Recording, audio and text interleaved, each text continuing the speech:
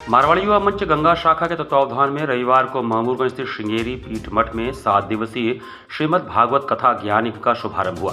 कथा व्यास श्रीधाम वृंदावन से पधारे श्री बांके बिहारी मंदिर के शयन भोग सेवा अधिकारी पूज्य ब्रजेश गोस्वामी जी ने श्रीमद् भागवत ज्ञान गंगा का श्रवण कराते हुए कहा कि भागवत सिर्फ एक ग्रंथ नहीं है, यह सिर्फ एक कथा मात्र नहीं है, बल्कि साक्षात ठाकुर जी का स्वरूप है।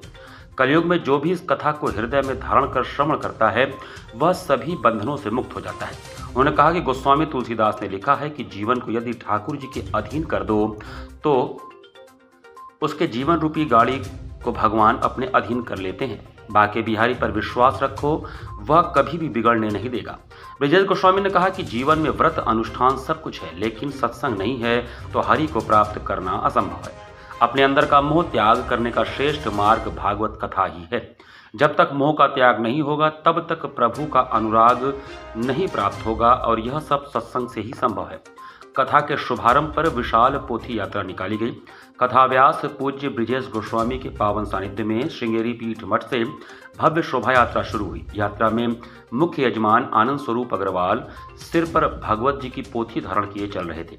महिलाएं लाल चुनरी में सिर पर मंगल कलश लिए चल रही थी।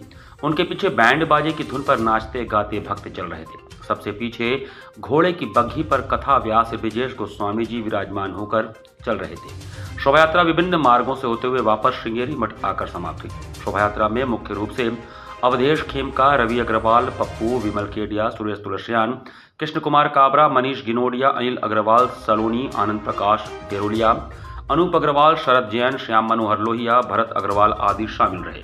और आज से हमारे यहाँ श्री भागवत गीता का आयोजन हो रहा है, जो कि आज से पहला दिन है और 22 तारीख को समाप्ति है और 23 तारीख को पूर्णाहुति एवं हवन होगा, जिसमें 19 तारीख को नंद उत्सव है, 21 तारीख को कुमड़ी विवाह है। और आप लोग सब परिवार आएँ, कथा का आनंद लें।